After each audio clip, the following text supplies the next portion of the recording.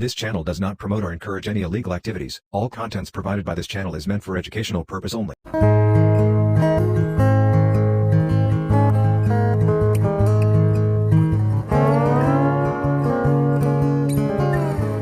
नमस्कार दोस्तों, मैं हूं डॉक्टर आशुतोष। आज मैं आपको बताने जा रहा हूं एक कॉमन लाइफस्टाइल डिसऑर्डर के बारे में, जो कि है हाइपरटेंशन यानी बीपी, जिसको हिंदी में बोलते हैं उच्च रक्तचाप। और उसके साथ साथ मैं कुछ होम्योपैथी दवा बताऊंगा।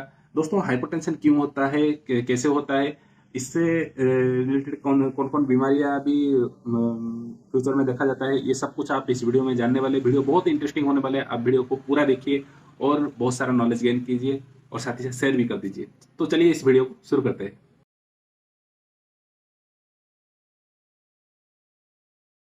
तो दोस्तों, एक रिसेंटली स्टडी में पाया गया है कि हर साल 34 मिलियन केसेस रजिस्टर होता है, जो कि 3 करोड़ 40 लाख लोग अफेक्टेड होते हैं इस हाइपरटेंशन में, पूरा विश्व में।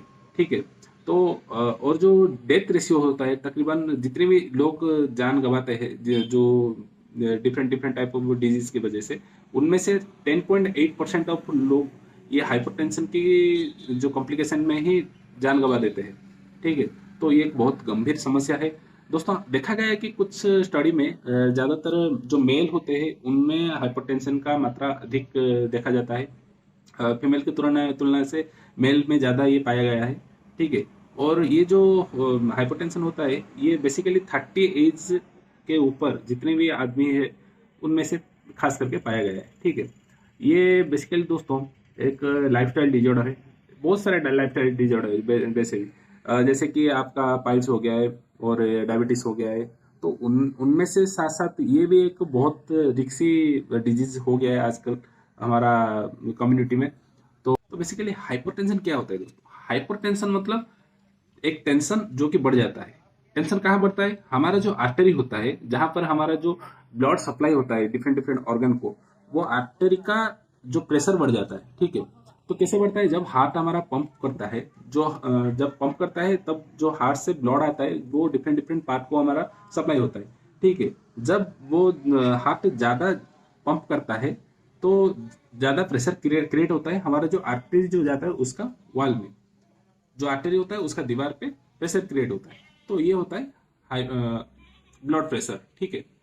तो दोस्तों, बेसिकली क्या होता है, जब हार्ट पंप करता है जो प्रेशर क्रिएट होता है वो होता है हमारा सिस्टोलिक ब्लड प्रेशर।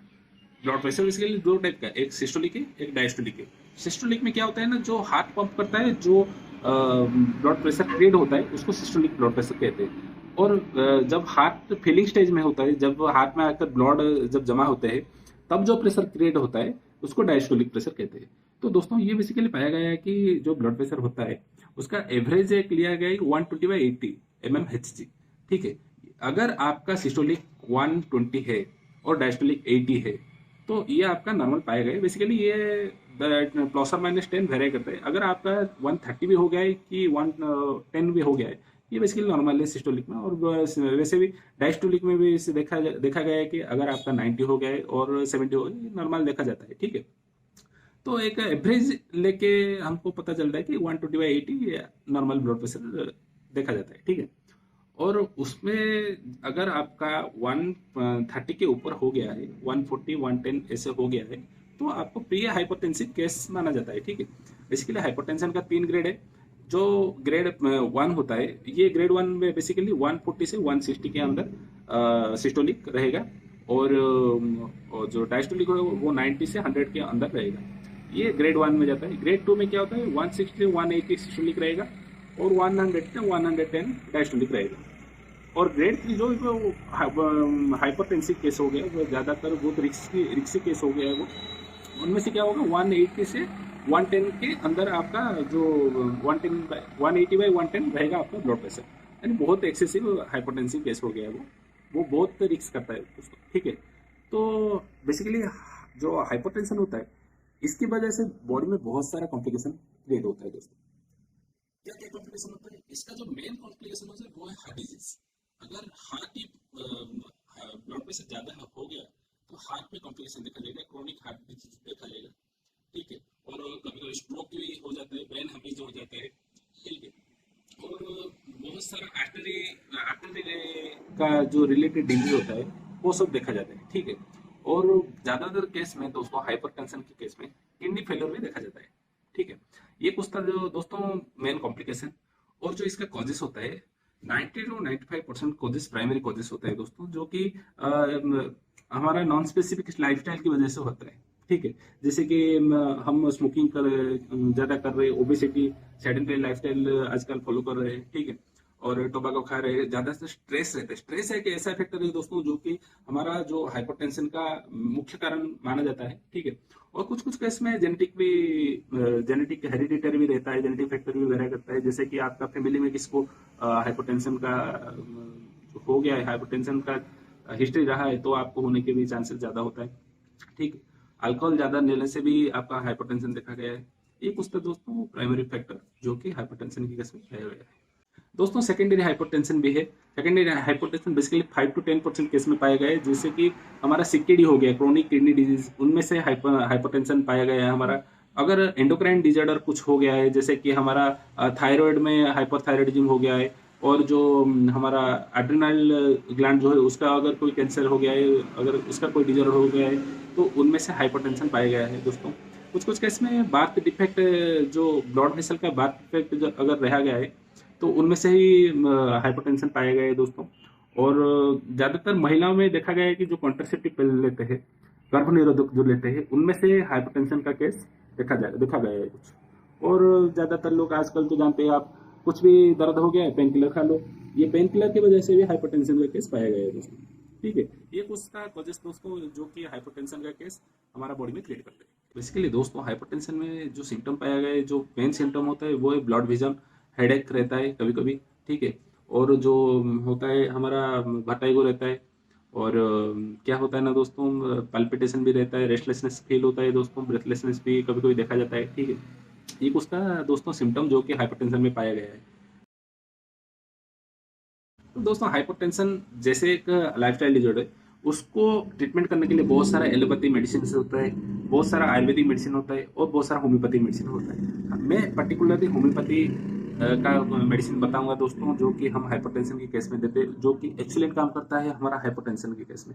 अगर आपका हाइपरटेंशन जस्ट आपका डिटेक्ट हो गया है, और पहले पहले ही आप अगर होम्योपैथी मेडिसिन लेंगे, तो हो सकता है आपका 100% ट्रीटमेंट हो जाएगा। लाइफ जब तक रहेगा आपका, तब तक आपको मेडिसिन भी ना लेना पड़े, ठीक है। और अगर आपका एलोपैथिक ट्रीटमेंट शुरू कर दिया, आपका हाइपरटेंशन बहुत दिन तक रह गया है, आप एलोपैथिक ट्रीटमेंट भी कर रहे हैं, तो आप वो मेडिसिन भी खाना पड़ेगा दोस्तों। आप रेगुलर कांटेक्ट में रहना पड़ेगा डॉक्टर के, ठीक है। टाइम टू टाइम आपका ब्लड प्रेशर मॉनिटरिंग भी करना पड़ेगा। तो ठीक है दोस्तों, मैं वो आपको होम्योपैथी कुछ मेडिसिन बताऊंगा होम्योपैथी का, जो कि मैं पर्टिकुलरली हाइपरटेंशन के केस में देता हूँ। तो दोस्तों जो मैं पहला मेडिसिन जो सिलेक्ट करता हूँ वो होता है एकोनाइट। एकोनाइट टेम्पलेस हमारा एक बहुत बढ़िया मेडिसिन है दोस्तों। उसका बेसिकली मैं 6x पोटेंशियल 6C पोटेंशियल लेता हूँ। उसको दिन में 3 बार अगर 6-6 बूंद खाएंगे हम, तो हाइपरटेंशन का केस हमारा कंट्रोल में आ जाएगा। पर्टिकुलरली ये क्या होता है ना दोस्तों, हाइपरटेंशन के साथ साथ अगर आपका बॉडी में एंजाइटी रहता है, साथ ही रेस्टलेसनेस फील करते हैं, और आपका फियर ऑफ डेथ रहता है, ठीक है, ये और पल्पिटेशन रहता है, ये कुछ था दोस्तों सिम्टम अगर आपका बॉडी में रहता है, तो आप एकोनाइट 6C पोटेंशियल लेके कंटिन्यू कर सकते हैं दोस्तों, ठीक है।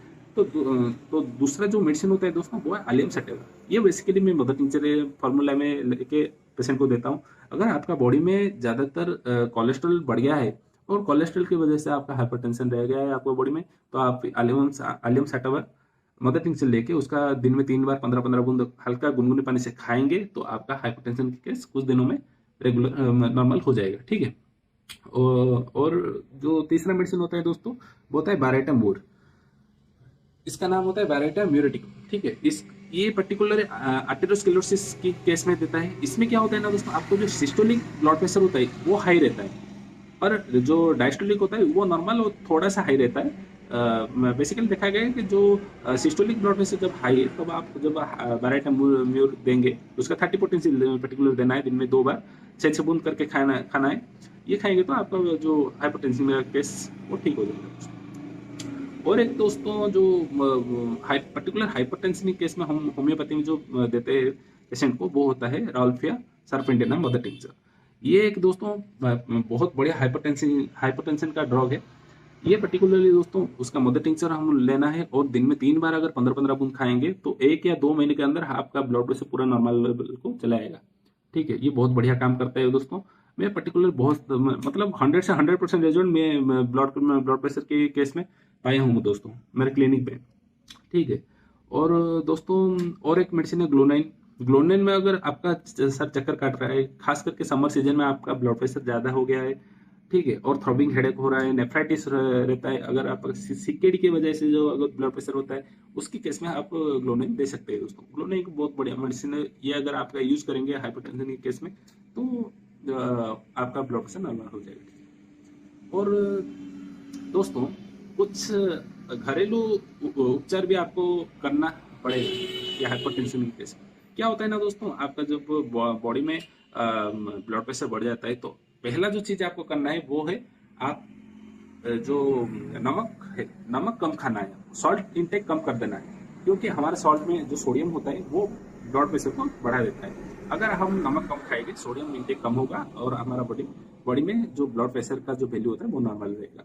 साथ ही दोस्तों हम स्मोकिंग को अवॉइड करना है, और कोलेस्ट्रॉल की वजह से तो ब्लड प्रेशर हो गया है तो हम बेसिकली वो जो ऑयल रिलेटेड जितना फास्ट फूड होता है, ऑयल रिलेटेड ज़्यादा रिच ऑयल, ज़्यादा फैट रिलेटेड फूड नहीं खाना है। ठीक है, ये कुछ दोस्तों घरेलू उपचार है, ये अगर हम करेंगे तो हमारा ब्लड प्रेशर नॉर्मल हो जाएगा। ठीक है, ज़्यादा से ज़्यादा पानी पीना है। ठीक है, रेगुलर एक्सरसाइज भी करना है।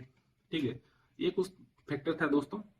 और एक दोस्तों बॉडी में अगर आपका हाइपरटेंशन बढ़ गया है, एक घरेलू जो उपचार है वो क्या करना है, दालचीनी होता है, दालचीनी तो हर घर के रसोई में यूज होता है दालचीनी, उसको पाउडर लेना है और जो सेहत के साथ अगर मिला के अगर खाएंगे तो आपका बॉडी में जो ब्लड प्रेशर का वैल्यू होता है वो कम हो जाएगा। ठीक, आशा करता हूँ वीडियो आपको अच्छा लगेगा, और वीडियो अच्छा लगता है तो आप इस वीडियो को लाइक कर दीजिए, शेयर कर दीजिए। दोस्तों मैं सोच रहा हूँ कि हर संडे में शाम 7 से 7:30 बजे लाइव क्लिनिक आऊँगा। उसमें से 7 से 7:30 बजे आपका अगर कोई भी डाउट हो मेरे यूट्यूब चैनल में आकर आप मुझे पूछ सकते। तो मिलते हैं और एक नए वीडियो के साथ। वीडियो देखने के लिए धन्यवाद। जय हिंद, जय भारत, नमस्ते।